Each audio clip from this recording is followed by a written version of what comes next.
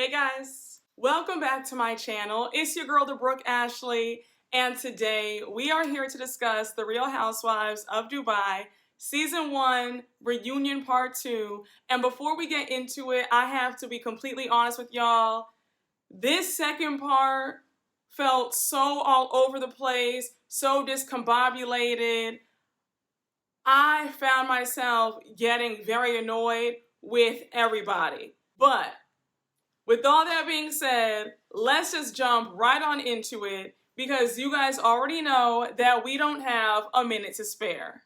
So we start this reunion right where we left off last week with Andy holding up Caroline Stanberry's book of lies regarding Lesa. So Lisa's like, you really are invested in me, aren't you, to make up this book about me? Like, really? And Stanberry, like I said, enough with the books, enough with the binders. We already saw that. That was so 2.5 years ago when a certain person did that on Potomac, okay? We have moved past Bindergate. And this book fell very flat. So Stanberry says, well, you're invested in me too. And now Lesa calls her the Wicked Witch of the Middle East. And I was thinking, now Lesa, girl, I like you, sis. But I'm gonna need you to step it up with the reads because that gave me very much 3rd grade. So Stanberry says, well, that's funny that you say that because you're the one attacking me and my husband. You've repeatedly called Sergio gay. You said that I have no followers or my followers are fake. And now Lesa denies it. She's like, I've never said that. I actually like Sergio. I would never attack him. And I've never said that he was gay. Now, Lesa, I thought that that shade that you threw in the first part of the reunion when you said, oh yeah, I would send Caroline Stanberry and Sergio maternity clothes, I took that as you were trying to shade his sexuality. So comments like that, in my opinion, imply that you think that he might not be straight. So now Lesa says that Sergio came after her first on Twitter, and Stanberry says, well, that's because you called me a 50-year-old influencer. Now, I can't tell anybody how to feel about things, but Stanberry, I doubt that being called a 50-year-old influencer is the worst thing that you've ever heard about yourself.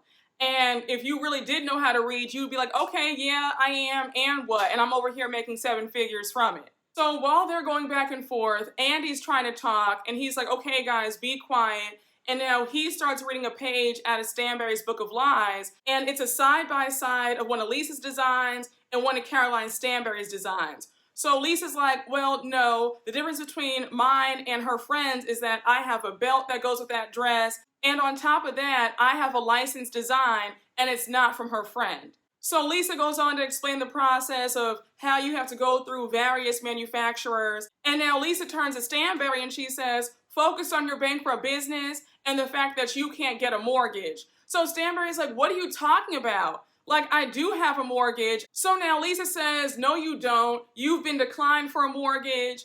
And it was so funny because Andy was like, okay, like, who cares? And you know it's bad when even Andy is kind of like, I mean, okay, like, this is so irrelevant to the conversation. Now, Lesa, here's my thing. I'm all about some good shade, but at least have the receipts and the facts to back it up. So now Lisa's really pissed and she's like, focus on being in Jeffrey Epstein's book. I said, now Lesa, that's how you clear somebody. Because you had Caroline Stanberry quiet. She looked real ashamed when she admitted, like, yeah, I knew him. I was friends with him and his friends. And I was like, yeah, girl, I would have never admit that out loud. And you could also see that Caroline Stanberry was so happy that Andy did not harp on that. Because had I been the host, we would have been on that for a good 2 hours. So now Lesa says that Stanberry is disgusting and obsessed with her. And then Stanberry's like, girl, shut up. That's why you live in Jumeirah.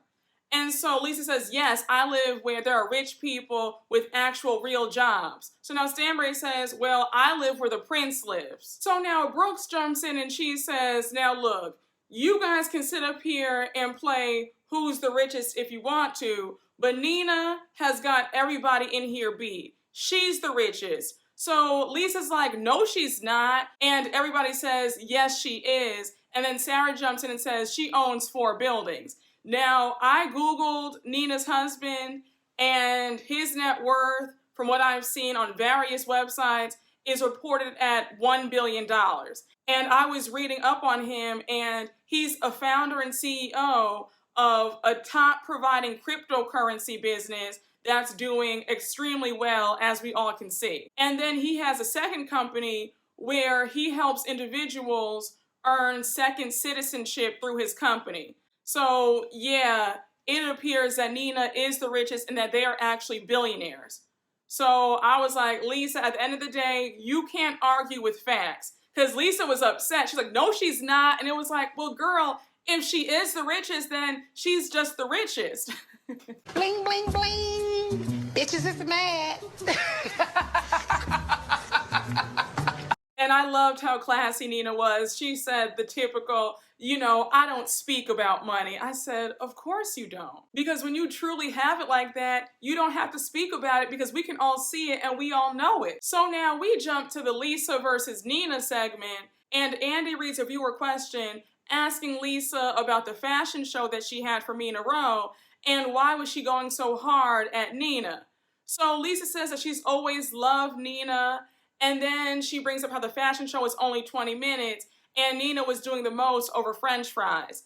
So Nina says, well, actually, I didn't even order the French fries at your fashion show. I placed the order at a restaurant. Let's start there. And was it just me, or did this conversation feel like it was all over the place as well? I had forgotten about Lesa's fashion show and Nina asking for the French fries repeatedly. I was like, is this really that significant to talk about? But anyhow, they go back and forth about that. Nina brings up one of Lesa's tweets and she says, you tweeted that for reaction and to cause a commotion. So now Sarah jumps into Nina's defense and she says, by the way, Nina's a vegetarian, so that's why, she wanted French fries because she was hungry. So now Lesa tries to insult Nina and she says, Nina, when I was at your dinner, your food was cold and there was no table setting. Is that what she said? I was trying to hear. They said that part so low, but was she saying a table setting? Because that's what it sounded like. Let me know in the comments. So now Nina says, that wasn't my dinner. And then we see the clip and she was talking about the dinner that they had at Narai Island where things went left between Ayan and Stanberry.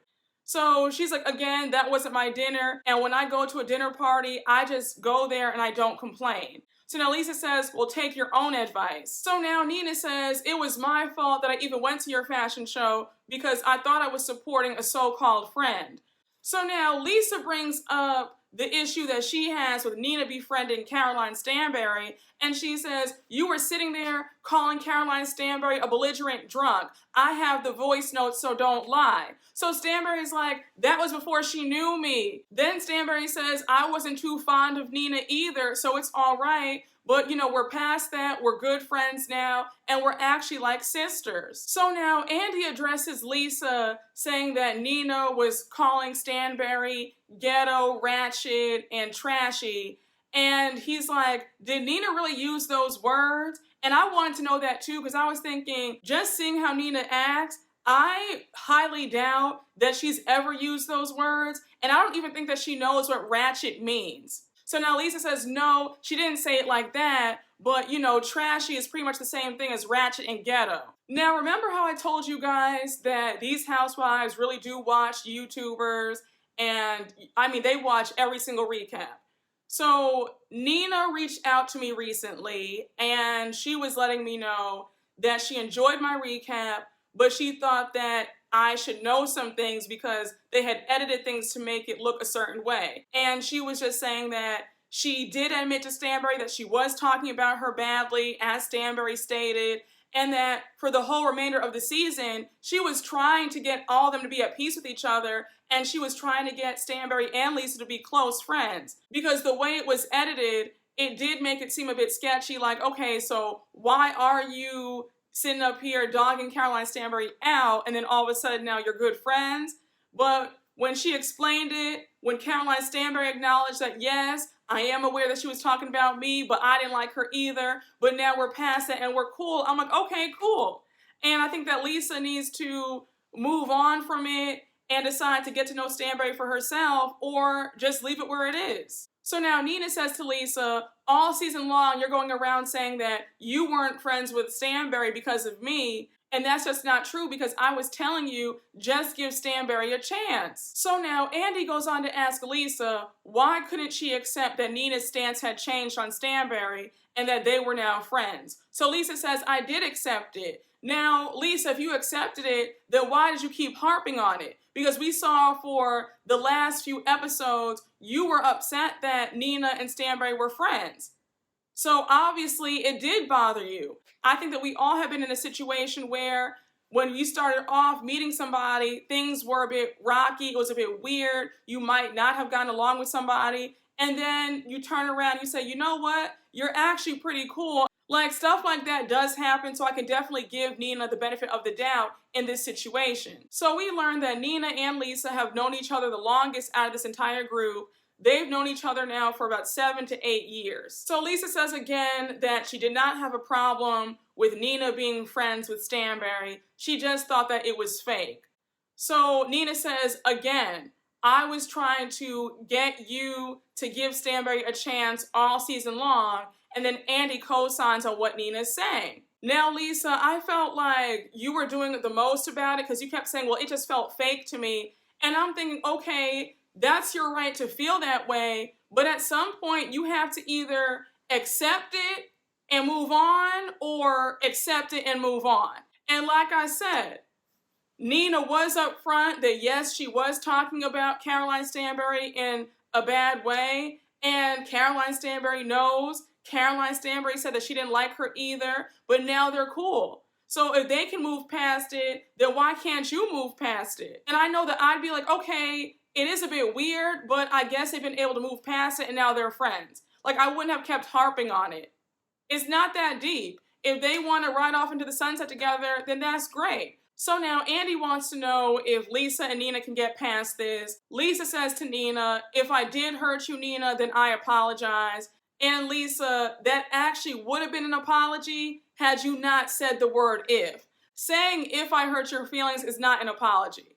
If you're going to say if or but, then just keep it. And personally, I think that they can get past it. I don't think that this is that deep of an argument where they're just going to be sworn enemies now. So I do hope that they are able to be okay again. And if I'm being honest, Lesa also did not have a concrete storyline either. But I digress because that's another story for another day. So Nina says, look, if that's what it is, then we can just leave it there and move on. And now Andy dismisses them and he's like, okay, guys, it's time for a break. And we see all the ladies go to their dressing rooms. So we see Ayan and Lesa in a dressing room together. They're getting their makeup touched up. And it was so funny because Ayan was saying, you know, I was too quiet in this first half of the reunion, but now I'm going to talk a lot. And I was like, Ayan, you said a lot in the first part of this reunion. I don't know how you could ever call yourself quiet. Then we see Brooks in her dressing room. She's FaceTiming Phaedra. And that whole friendship still surprises me. It just feels so fake and so calculated and just so contrived. And then we have Nina and Caroline Stanberry in their dressing rooms. And they're on FaceTime with both of their husbands, letting them know what's happening. Now, Nina was pissed because she started cursing and she was like, oh my gosh, you see how angry I am? Because I never curse unless I'm upset. So now the break is over, all the ladies are back on the set, and it's time for Ayan's portion, and already Ayan is very emotional. When the montage is over, Ayan says that she cried rewatching the episode last night. So Andy wants to know if she ever talked to her mom about it, and Ayan says that her mom had no idea, she wasn't aware of what happened. So Ayan says that when she was visiting her grandma and her aunt, she thought that it was going to be a normal visit, and then she says that the next day she and her sister were woken up out of their sleep at 6 a.m. and their legs were tied so that they couldn't move and get out. My heart broke for her, and honestly, I don't know how Andy was able to ask Ayan all those questions because I personally, I don't like to pry. If you want to share something with me, that's fine, but I'm never going to be the one to ask, especially when it comes to situations like these. And God bless Ayan, because again, my heart broke for her, and her having to relive those memories and talk about it again. I don't know how she did it, but she was definitely a good sport about it. And I did appreciate when Andy said, look, I'm going to ask you some more questions. Let me know if it's too personal for you. And then she said, no, ask away. I'm an open book. So now Andy wants to know what the relationship with her aunt is like. And Ayan shares that now her aunt is against it and she's working on banning it. So Ayan says that while she's happy that her aunt is trying to do a good thing, she still carries resentment because her aunt allowed this to happen to her when she was 5. Anybody who went through that, especially at 5 years old, would be pissed. Like, so now you have a change of heart? Where was this when I was 5? Like, you're saving other people, but you didn't save your own needs.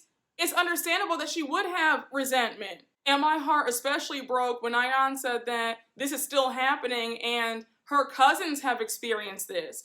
So hearing her say that, it's like, yeah, she's definitely on a mission to stop this.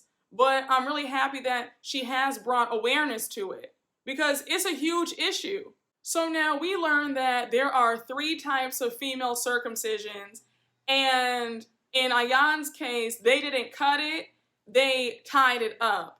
Now, the reason why I'm not saying certain words, because YouTube picks and chooses when they want to act weird about certain topics and certain words. So apologies for talking in code, but I hope you can understand. So now Andy goes on to ask another personal question, and he says, did you ever have intimacy issues with your husband?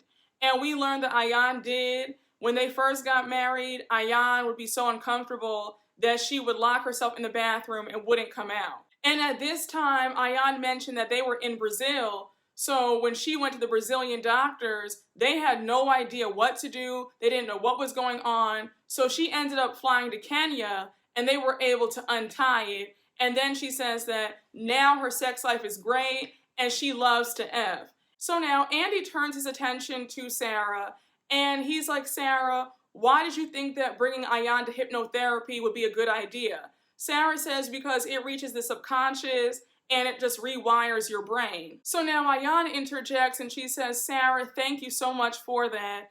And I just want to apologize for calling you judgmental. So Sarah receives Ayan's apology and she says, you know, I get it. You're in attack mode. So now Andy goes on to ask Ayan if she feels like she's always on the defense and she always has her armor on. So Ayan says that she definitely does because she doesn't trust people, because the people closest to her, the people who were supposed to love her and protect her, did a horrific act to her. Then she adds that she's used to people doing her wrong. Hearing Ayan tell her story and hearing her admit to being defensive and having a guard up and a wall up, it all makes sense. Because that's very traumatic at 5 years old when you think that you're going for a fun visit to your grandma and aunt's house and a life-changing and disturbing act happens to you. You are violated in the worst of ways. Of course, it's going to shape your personality and it's going to shape your behavior, and you're going to have your guard up with everybody that you meet. Like, I get it. So now Andy changes gears and he starts asking Ayan about her career. So Ayan says that she's a model and a model booker. She has her own modeling agency. And then she says that when she gets on that runway, she feels like Beyonce, Ree, Naomi Campbell. She feels like everybody, okay? And then Andy wants to know if Ayan ever wears sweats. And she says, yes, you know, if I'm lounging around, of course I'll put some sweats on. So now they change gears again in the conversation, and Andy brings up when Ayan and Nina went out for lunch, and Ayan said that Nina's basic and she looks like plain mashed potatoes. So Ayan apologizes. She's like, you know what, Nina, I'm sorry. I don't even remember saying that. So Nina is visibly hurt because, you know, you're being called plain Jane on national TV. Of course, anybody's feelings would be hurt. And I remember that scene.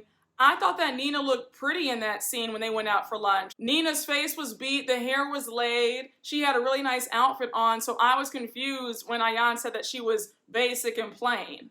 So now Ayan says, look, I was apologizing at that dinner because I was talking to you about my issues with Stanberry and Brooks because I was being bullied. So now Brooks jumps in and she says, Ayan, let's not, because I did not attack you. You and I were going back and forth, okay?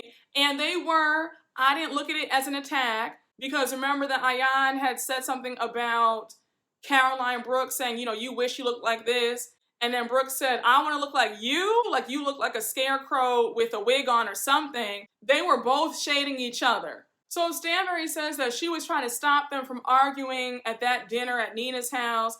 And then we see some unseen footage of that dinner. And now Nina says, why am I apologizing to you, Ayan? Like, what did I do to you? But now we have Stanberry telling Ayan that Ayan comes at her very hard and very fast. And that while she understands due to Ayan's upbringing, she does get tired of Ayan always assuming the worst every time she opens her mouth to say something. So here's where things get interesting, right? So Stanberry says, look, here's some backstory as to why I think you and I got off on the wrong foot. I was hearing before we started filming the show that there were talks to get me out of this group because a few of y'all were feeling like I was going to be the star of the show and that I was the queen bee. And so Ayan and Lesa are like, no, like that never happened. So Brooks jumps in and says, yes, there was, because I was a part of this conversation too. I was like, well, damn. I said, now, one thing about Brooks, she might be messy, but she will spill her own tea if need be. I was not surprised hearing this. I think that there might have been some jealousy on some of these ladies' parts because they probably did feel like the show was going to revolve around Stanberry. Because let's just be honest, Stanberry already had a following when she was on Ladies of London. Ladies of London was on for 3 seasons. People liked the show a lot. They had a cult-like following. And I remember when the show was canceled after the 3rd season, there were so many petitions to have Caroline Stanberry come back and join a Real Housewives franchise. So I could definitely see some of the women being a bit threatened, being a bit jealous that Stanberry was going to be joining the cast because they assumed that it would be all about her. And then Andy goes on to say that there was a lot of interest from Bravo because since Caroline Stanberry moved from London to Dubai, he was definitely like, you know, maybe this could work. So Stanberry lets it be known that she never called herself the queen bee. Other people, like the fans, were saying it for her. So now Ayan says, well, I don't have an issue with that because everybody sitting here is a queen. Now, it's just so funny how they talk out of 2 sides of their face because just a few minutes ago, you don't like Stanberry, she's this, she's that, and now all of a sudden it's everybody here is a queen. So now we change gears in the conversation and now it's the kids portion. So Andy wants to know if Stanberry's boarding school experience affected her as a parent. So Stanberry says, well, 1, I would never send my kids to boarding school unless they absolutely wanted to go. And 2, unfortunately, I'm not that affectionate with my kids, but I'm definitely a lot better. Then she adds that when her babies were younger, she was a workaholic then, so work was her first priority. But then she says that if she does have a kid with Sergio, she will do things a lot differently. Now that made me a bit sad to hear. I wonder if her first 3 kids will feel resentment if she's really affectionate and really all in with the 4th baby with Sergio. So now Andy turns his attention to Nina and he's like, Nina, you were saying that you don't spoil your kids, but how is that when we see you all in an $8,000 a night hotel room? So Nina's like, look, I value experiences and I'll spend top dollar to have great experiences with my kids because it creates memories. At the end of the day, Nina and her husband are billionaires, so her kids are going to be spoiled. It just is what it is. Like, there's no getting around that. And in my personal opinion, I think that you can still spoil kids, but also teach them to have values and treat others with kindness and have them be well-rounded. Like, I don't think that it has to be one or the other, where if somebody's spoiled, then they're going to be this awful person. Like, no, you can grow up well-to-do, rich, wealthy, and still be down to earth and still be a cool person. So I'm here for it. Spend all the nights in 5, 6, 7, and 8-star hotels, Nina, okay? Because I know that in Dubai, they have 7-star hotels. So, yeah. And I want to stay at one. When I go to Dubai, I want to stay at that 7-star hotel. Then we have Andy asking Ayan about her son Taj, headed to college. She keeps saying that she wants to go to college with him. And then they're all joking, like, imagine Ayan at a keg stand. And then Andy starts asking about Taj's modeling career. And Ayan says that it's going really well. When he was younger, he used to be on billboards. And yeah, he really likes it. And we're going to see where it goes later on. So now Andy goes on to ask Sarah about the relationship between her son and her son's father. And Sarah says, I mean, he rarely sees his dad, but when he does see him, they have a great relationship. And then Sarah says that she takes care of her son 100% financially. Like, her ex-husband doesn't give a dime. Remember earlier on in this season, Sarah said that she was a breadwinner and she took care, I think, of both of her ex-husbands. I'm like, that's a mess. And then Andy is curious to know what's it like with Sarah being a single mom in Dubai. So Sarah says it can be tough, but I really don't care, and most people are fine with it. Then she adds that she gets annoyed at the fact that people act like there's something wrong with the woman.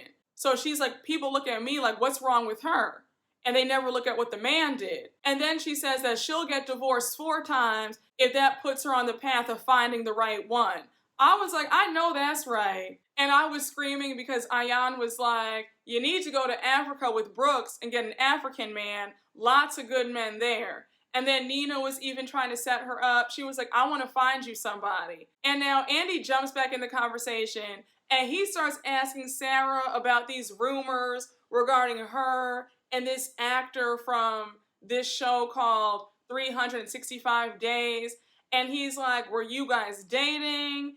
And also, there are rumors that he tattooed your name on his arm. And so Sarah's like, no, I was his business manager at one time, and that tattoo is his goddaughter's name.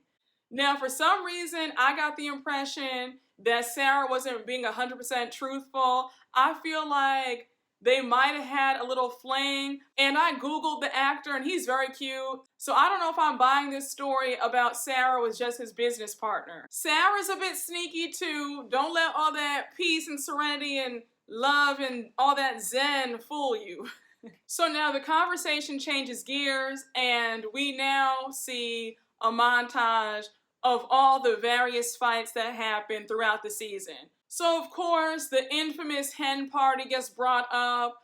I was like, if they talk about this hen party and Ayan not being invited one more time, I'm going to scream. Andy reads a viewer question asking Stanberry what her issue was with Ayan. So Stanberry says, look, it's not that I had an issue, it's just that I invited the closest people to me. And that's understandable. At the end of the day, Ayan and Stanberry weren't friends at the time. They weren't close. Let's be real here.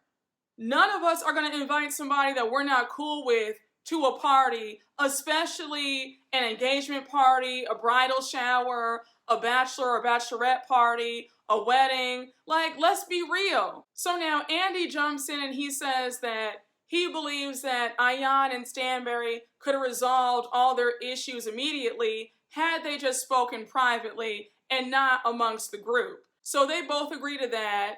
And once again, I think that when it comes down to Ayan versus the 2 Carolines, it's a power struggle within the 3 of them because they're all fighting to be the top dog in this group. And that's really where the issue lies. So Ayan and Stanberry go back and forth. Ayan's like, you excluded me. And Stanberry says, look, Sarah wasn't there either, so you're not alone. When I tell you guys, I was so over this whole argument. I was thinking, the hen party happened, you weren't invited, let's just move on already. So now we jump over to the next argument, and Andy wants to know if the other ladies think that Lesa overreacted about the whole sucking Sergio's penis comment that Stanberry made.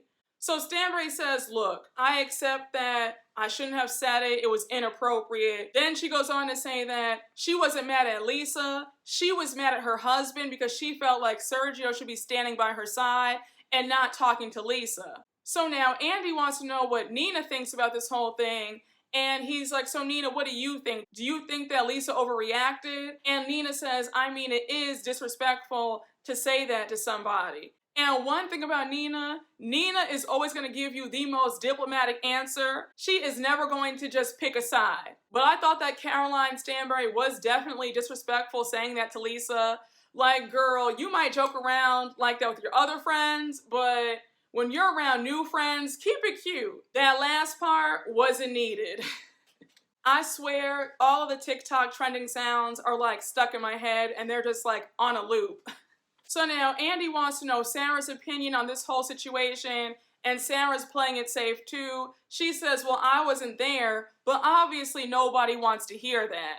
Then she goes on to say that if she were the cause of why a husband and wife were arguing, she would back off. Then we have Andy reading a viewer question to Lesa, asking if it's hypocrisy and a double standard because her husband called Stanberry a 50-year-old influencer and she just stayed quiet. So Lesa says, well, one, my husband was not in women's business. He was just giving me some advice to stay cool, stay calm, and not stoop to her level. I was thinking, yeah, your husband was giving you advice, but that was low-key shade too, Lesa. Like, let's just admit it. Now, we switch gears and we discuss Caroline Stanberry and Sergio's engagement party in the desert and the whole dress debacle with Ayan showing up and upstaging Caroline. Some of y'all might be mad at what I have to say, and that is all right. But I am standing 10 toes down in it because I could not wait to get to this segment. So Andy starts it off with a viewer question directed at Stanberry, and it reads, Stanberry, how can you be upset with Ayan for showing up in a wedding dress when you wanted all the guests to wear white? Just admit that you're threatened by Ayan. So Stanberry says it's not that, it's just the fact that she had a long train along with the blonde wig. So now Sarah jumps in and says that if Ayan showed up like that to an Emirati wedding upstaging the bride, then she would be kicked out immediately. So Ayan says that she wasn't trying to outshine anybody on purpose. And then she says, how can I try to look like the bride when I look like this? So Stanberry says, I didn't appreciate you saying that my dress is from Shein because it wasn't. It was couture. It was $12,000. Like, I was not wearing Shein. So her and Ayan are going back and forth at this point, and Ayan says, look, I wear couture to the mall. So now Ayan says, I'm sorry that I look better than you. And let me just stop right here. While Stanberry is not my favorite, I don't care for her, I think that she's very problematic, I'm not going to deny when Ayan can be obnoxious herself. Because throughout this segment, I was like, see, Ayan, here's where I say that you try too hard and you do a bit too much. And I don't know why people seem to have this thing where Ayan gets a pass to be rude, but I don't like that. And certain things that Ayan was saying, it just screamed of insecurity to me. Because when you know that you look good, you don't say certain things to people, especially not out loud. And again, this is just my opinion, but I was a bit put off by Ayan's attitude. Personally, if I were Ayan, I would have said, it wasn't my intention to try to show you up and steal the spotlight, okay? But when I dress, I really dress and I show out. And I would have said that and kept it there. But to say all that extra stuff, and then when Ayan kept saying, it's not my fault that any room that I step in, I'm gonna look the best out of everybody. And I was thinking, how insulting for everybody in that room. I'm just saying, and it's like, you low-key shaded your friend Lisa, you shaded Sarah, you shaded Nina, despite how you feel about Stanberry and Brooks, like you shaded everybody in the room when you said that. And once again, I'm all for thinking that you're the baddest thing. Like, I'm here for it. You should feel good about yourself. You should feel like, you're a 10 or whatever, right? I don't have an issue with that. But what I do have an issue with is when you put other people down. Like that other stuff wasn't needed. And I thought that she, again, was being just very obnoxious. Somebody down in the comments, let me know if I'm crazy, because I just know that I can't be alone in my line of thought. Because I didn't find this part that entertaining. I just found it very off-putting. And once again, when you feel good about yourself, you don't need to put anybody else down. And it leads me to believe that Ayan is not as secure as she claims to be. Once again, just my opinion, just my thoughts on the matter, but I didn't really think that it was a flex when she was saying certain things to Stanberry in this conversation. Now, I do want my propers down in the comments, because a lot of y'all tried to fight me when they went to Narai Island and that conversation between Ayan and Stanberry went left. And I had said in my recaps that I thought that Ayan overreacted, and you guys were like, Brooke, you're wrong. I can't believe you. And Ayan actually admit that she overreacted and she apologized to Stanberry. And I said, when I'm right, I'm right.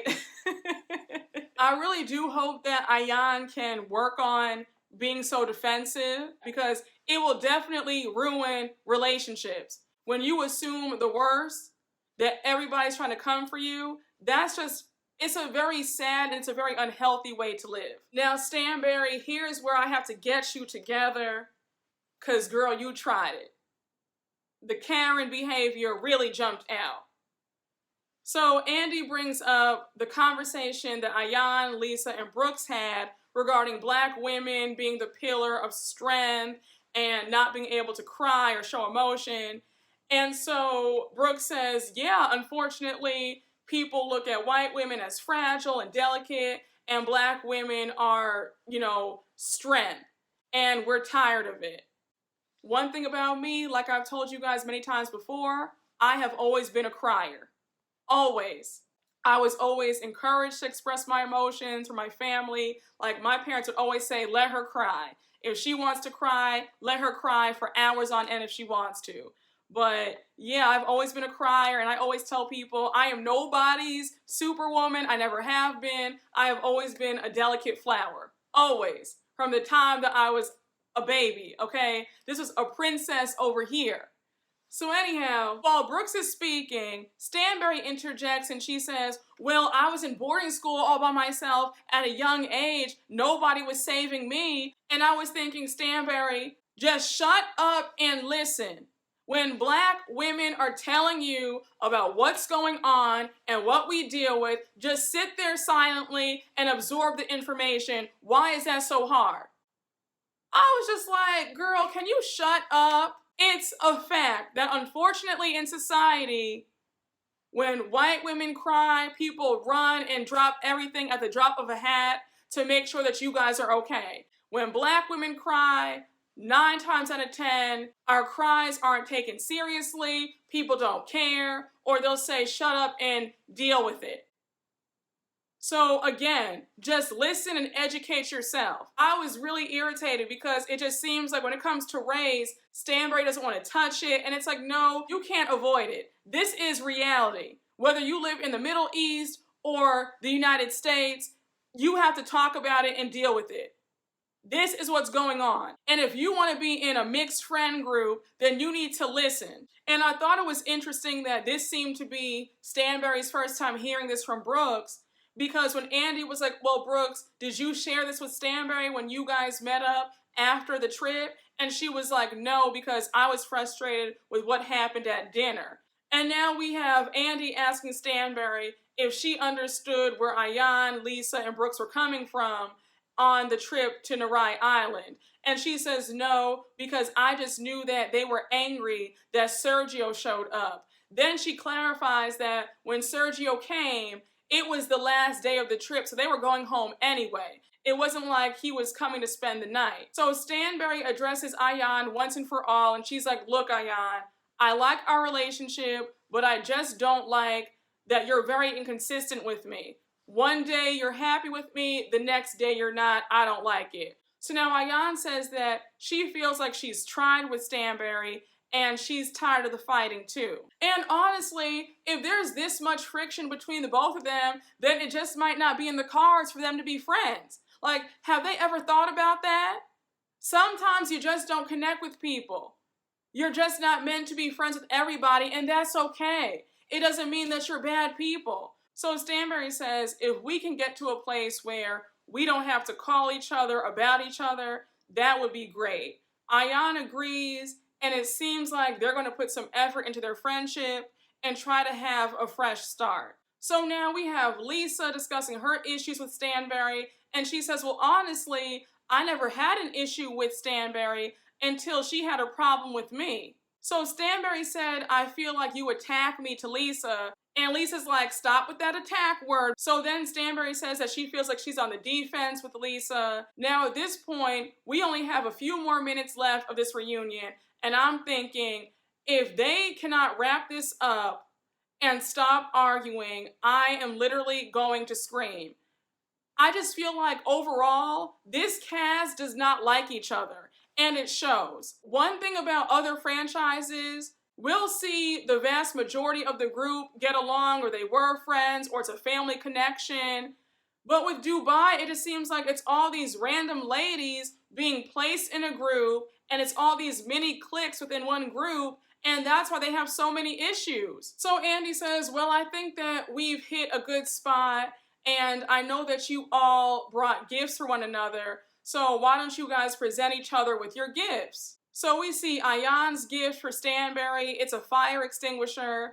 And then we see Stanberry's gift to Lesa. It's a sock puppet. Then we see Lisa's gift to Nina. She gave her a book on how to be a friend. I was just like, really? Nina hasn't done anything to you. You being upset at her and Stanberry's friendship is one thing, but you talking about how to be a friend, I was like, okay, I guess. If I were Nina, I would have thrown that book in the trash. And the only people who gave nice gifts were Nina and Sarah. Nina gave Sarah a podcast kit, since Sarah loves to talk. And then Sarah's gift to Brooks was an all-expense-paid trip to the Maldives. I was like, Sarah, do you need some more friends? I said, now, Brooks, you better not ever fight with Sarah again. And then last but not least, we have Brooks with her gift for Ayan. And I thought that it was going to be a nice gift because she had it in a Bergdorf shopping bag. And when Ayan opened it up, it was a Webster's dictionary and a bottle of Simply Lemonade. But y'all, that's where this reunion ends. And my final thoughts on Dubai, it had its moments where I was thoroughly entertained. But overall, I just feel like I would like to see a more cohesive cast because it's clear that a lot of these women really aren't friends. But as always, thank you guys so much for watching. I hope you all enjoyed my recap. And you guys already know what to do. Please make sure to like, comment, and subscribe. And I will see you all later. Bye.